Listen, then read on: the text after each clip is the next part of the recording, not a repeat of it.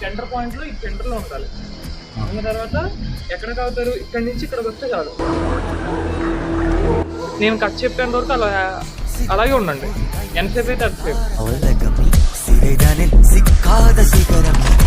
నేను అక్కడ యాక్షన్ అని చెప్పంగానే మీరు మెల్లగా ఈ లెవెల్లో 2 చేతులతో పట్టుకుని మిమ్మల్ని షేక్ అవ్వకుండా అదే లెవెల్లో కెమెరా అలా దగ్గరికి రావాలి. నేను కట్ చెప్పేంత వరకు యాక్షన్లోనే ఉంది.